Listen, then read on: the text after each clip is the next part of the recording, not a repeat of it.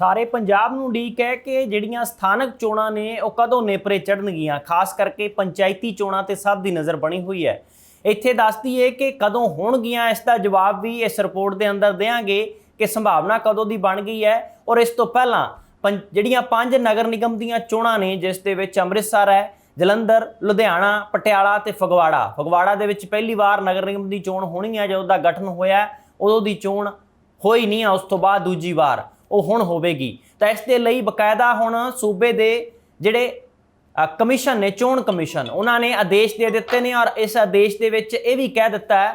ਕਿ 27 ਅਕਤੂਬਰ ਤੱਕ additional deputy commissioner ਨੇ ਜਿਹੜੇ, ਉਹਨਾਂ ਨੂੰ ਵੋਟਰ ਸੂਚੀਆਂ ਜਾਰੀ ਕਰਨ ਦੇ ਨਿਰਦੇਸ਼ ਦੇ ਦਿੱਤੇ ਨੇ ਕਿ ਸੋਧ ਜਿਹੜੀ ਕਰਵਾਈ ਗਈ ਹੈ ਜਾਂ ਵਾਰਡਬੰਦੀ ਦੇ ਹਿਸਾਬ ਦੇ ਨਾਲ, ਜਿਵੇਂ ਵੋਟਰ ਸੂਚੀਆਂ ਦੇ ਵਿੱਚ ਬਦਲਾਅ ਕੀਤਾ ਗਿਆ ਜਾਂ ਫਿਰ ਵਾਰਡਬੰਦੀ ਦੇ ਵਿੱਚ ਘੇਰਾਬੰਦੀ ਹੈ ਜਿਹੜੀ ਉਹ ਅੱਗੇ ਪਿੱਛੇ ਕੀਤੀ ਗਈ ਹੈ, ਤੇ ਉਸ ਦੇ ਹਿਸਾਬ ਨਾਲ ਨਵੀਂ ਵੋਟਰ ਸੂਚੀ ਆ ਜਾਰੀ ਜਲਦ ਕਰ ਦਿੱਤੀ ਜਾਵੇ। 27 ਅਕਤੂਬਰ ਦਾ ਆਦੇਸ਼ ਦਿੱਤਾ ਗਿਆ। ਹੁਣ ਰਹੀ ਗੱਲ ਕਿ ਨਗਰ ਨਿਗਮ ਦੀਆਂ ਚੋਣਾਂ ਤੋਂ ਬਾਅਦ ਤੁਰੰਤ, ਕਿਉਂਕਿ ਸਾਲ ਦਾ ਅਖੀਰ ਆਉਣ ਵਾਲਾ ਹੈ ਔਰ ਉੱਥੇ ਹੀ ਪੰਚਾਇਤੀ ਚੋਣਾਂ ਕਰਵਾਉਣੀਆਂ ਪੈਣਗੀਆਂ, ਕਿਉਂਕਿ ਜਨਵਰੀ 2024 ਦੇ ਅੱਧ ਤੱਕ ਮਿਆਦ ਖਤਮ ਹੋ ਰਹੀ ਹੈ ਪੰਚਾਇਤੀ ਚੋਣਾਂ ਦੀ। ਇਸ ਤੋਂ ਪਹਿਲਾਂ ਪੰਜਾਬ ਸਰਕਾਰ ਨੇ ਜਾਂ ਆਮ ਆਦਮੀ ਪਾਰਟੀ ਨੇ ਵਿਉਂਤ ਬਣਾਈ ਸੀ ਕਿ ਪੰਚਾਇਤਾਂ ਭੰਗ ਕਿਉਂ ਨਾ ਕਰ ਦਿੱਤੀਆਂ ਜਾਣ। ਇਹ ਸਰਕਾਰ ਦੀ ਵਿਉਂਤ ਇਸ ਕਰਕੇ ਦੱਸੀ ਜਾ ਰਹੀ ਹੈ ਕਿਉਂਕਿ ਵਿਰੋਧੀ ਸਿਆਸੀਆਂ ਨੇ ਆਖਿਆ, ਜਦੋਂ ਇੱਕ ਡਾਕੂਮੈਂਟ ਲੀਕ ਹੋਇਆ, 2 IAS ਅਫਸਰ ਵੀ ਸਸਪੈਂਡ ਕੀਤੇ ਗਏ, ਜਦੋਂ ਰੌਲਾ ਪੈ ਗਿਆ, ਜਦੋਂ panchayat union Punjab high court ਚਲੀ ਗਈ, ਤਾਂ ਉਸ ਤੋਂ ਬਾਅਦ ਹਾਈ ਕੋਰਟ ਨੇ ਪੰਚਾਇਤ ਯੂਨੀਅਨ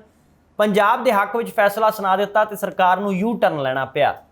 ਔਰ ਕਿਹਾ ਕਿ IAS ਅਫਸਰਾਂ ਦੀ ਅਣਗਹਿਲੀ ਕਰਕੇ ਇਸ਼ਾਰਾ ਕਰਨ ਦੀ ਕੋਸ਼ਿਸ਼ ਕੀਤੀ ਗਈ। ਪਰ ਵਿਰੋਧੀ ਸਿਆਸੀਆਂ ਨੇ ਘੇਰਿਆ ਕਿ ਮੁੱਖ ਮੰਤਰੀ ਭਗਵੰਤ ਮਾਨ ਦੇ ਵੀ ਦਸਤਖਤ ਨੇ, ਪੰਚਾਇਤ ਮੰਤਰੀ ਲਾਲਜੀਤ ਸਿੰਘ ਭੁੱਲਰ ਦੇ 2 ਵਾਰ ਦਸਤਖਤ ਨੇ। ਫਾਈਲ ਕਿੱਥੋਂ ਤੱਕ ਕਿੱਥੇ ਪੁੱਜੀ, ਕਿੱਥੋਂ ਚਲਦੀ ਹੋਈ ਥੱਲੇ ਤੱਕ ਆਈ, ਕਿਵੇਂ ਗਈ, ਇਸ ਦੇ ਵਿੱਚ ਸਰਕਾਰੀ ਸ਼ਮੂਲੀਅਤ ਵੀ ਨਜ਼ਰ ਆ ਰਹੀ ਹੈ। ਸਰਕਾਰੀ ਦਾ ਮਤਲਬ ਕਿ ਆਮ ਆਦਮੀ ਪਾਰਟੀ ਦੀ ਸਰਕਾਰ ਇਹ ਚਾਹੁੰਦੀ ਸੀ ਕਿ ਪੰਚਾਇਤਾਂ ਭੰਗ ਹੋਣ, ਪਰ ਉਸ ਤੋਂ ਉੱਤੋਂ ਮੂੰਹ ਦੀ ਖਾਣੀ ਪਈ ਔਰ ਨਮੋਸ਼ੀ ਦਾ ਸਾਹਮਣਾ ਕਰਨਾ ਪਿਆ, ਸਰਕਾਰ ਨੂੰ ਵਾਪਸ ਆਉਣਾ ਪਿਆ। ਹੁਣ ਗੱਲ ਆਉਂਦੀ ਹੈ ਕਿ ਪੰਜਾਬ ਦੇ ਜਿਹੜੇ ਚੋਣ ਕਮਿਸ਼ਨਰ ਨੇ, ਉਹਨਾਂ ਨੇ ਜੋ ਬਿਆਨ ਸਾਂਝਾ ਕੀਤਾ, ਉਸ ਤੋਂ ਪਤਾ ਲੱਗਦਾ ਹੈ ਕਿ ਪੰਚਾਇਤੀ ਚੋਣਾਂ ਵੀ ਜਲਦ ਹੋ ਜਾਣਗੀਆਂ, ਪਰ 27 ਅਕਤੂਬਰ ਤੱਕ ਨਵੀਆਂ ਵੋਟਰ ਸੂਚੀਆਂ ਜਾਰੀ ਕਰਨ ਦੇ ਆਦੇਸ਼ ਦੇ ਦਿੱਤੇ ਗਏ ਨੇ।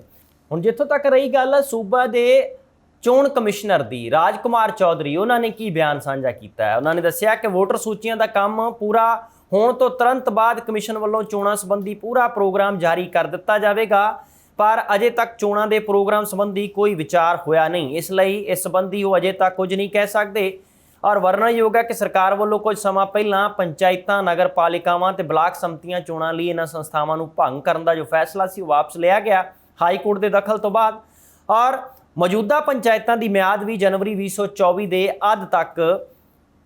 ਜਿਹੜੀ ਹੈ ਉਹ ਖਤਮ ਹੋ ਜਾਣੀ ਹੈ, ਤੇ ਇਸ ਤੇ ਕਰਕੇ ਪਹਿਲਾਂ ਹੀ ਚੋਣਾਂ ਕਰਵਾਉਣੀਆਂ ਪੈਣਗੀਆਂ, ਯਾਨੀ ਕਿ ਇਸ 2023 ਦੇ ਅਖੀਰ ਤੱਕ, ਯਾਨੀ ਕਿ ਦਸੰਬਰ ਦੇ ਵਿੱਚ ਇਸ ਦਾ ਵੀ ਬਿਗਲ ਵੱਜ ਸਕਦਾ ਹੈ, ਕਿਉਂਕਿ 15 ਨਵੰਬਰ ਤੋਂ ਪਹਿਲਾਂ ਤਾਂ ਨਗਰ ਨਿਗਮ ਦੀਆਂ ਚੋਣਾਂ ਕਰਵਾਉਣ ਦਾ ਹੀ ਆਦੇਸ਼ ਜਾਰੀ ਹੋ ਚੁੱਕਾ ਹੈ।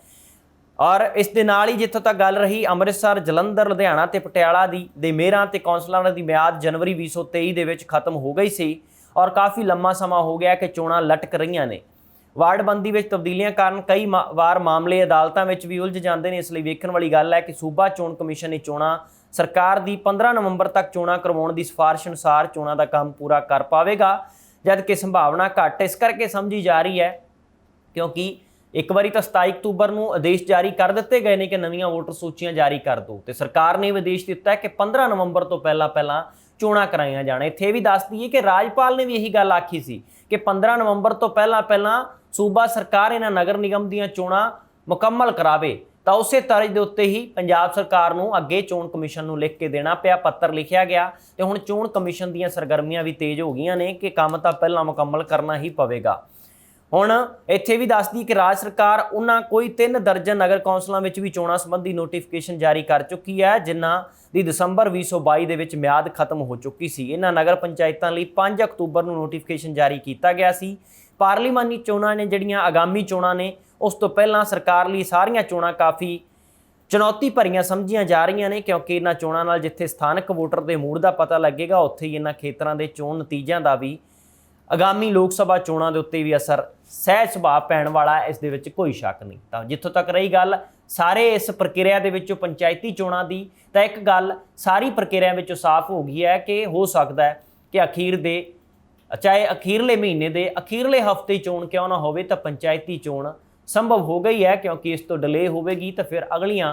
ਜਿਹੜੀਆਂ ਲੋਕ ਸਭਾ ਚੋਣਾਂ ਨੇ 2024 ਦੀਆਂ ਉਸ ਦੇ ਉੱਤੇ ਅਸਰ ਪਵੇਗਾ ਜਾਂ ਫਿਰ ਉਹ ਤਾਲਮੇਲ ਨਹੀਂ ਬੈਠ ਸਕੇਗਾ। ਇਸੇ ਕਰਕੇ ਨਗਰ ਨਿਗਮ ਦੀਆਂ ਚੋਣਾਂ ਤਾਂ 15 ਨਵੰਬਰ ਤੋਂ ਪਹਿਲਾਂ ਸਿਰੇ ਚੜ੍ਹਨਗੀਆਂ, ਨੇਪਰੇ ਚੜ੍ਹਨਗੀਆਂ ਔਰ ਉਸ ਤੋਂ ਅਗਲੇ ਮਹੀਨੇ ਹੀ ਪੰਚਾਇਤੀ ਚੋਣਾਂ ਨੇ ਜਿਹੜੀਆਂ ਉਹ ਵੀ ਕਰਵਾਈ ਜਾਣ ਦੀ ਸੰਭਾਵਨਾ ਪੂਰੀ ਬਣ ਚੁੱਕੀ ਹੈ। ਤੁਸੀਂ ਪੰਚਾਇਤੀ ਚੋਣਾਂ ਨੂੰ ਲੈ ਕੇ ਕੀ ਸੁਝਾਅ ਦੇਣਾ ਚਾਹੁੰਦੇ ਹੋ, ਆਪਣੀ ਸਲਾਹ ਦੇਣਾ ਚਾਹੁੰਦੇ ਹੋ, ਉਸ ਦੇ ਬਾਰੇ ਕਮੈਂਟ ਬਾਕਸ ਦੇ ਵਿੱਚ ਆਪਣੇ ਵਿਚਾਰ ਸਾਂਝੇ ਕਰ ਸਕਦੇ ਹੋ ਤੇ ਅਗਲੇ ਅਪਡੇਟ ਤੱਕ ਦੇ ਲਈ ਬਣੇ ਰਹੋ ABC ਪੰਜਾਬ ਦੇ ਨਾਲ।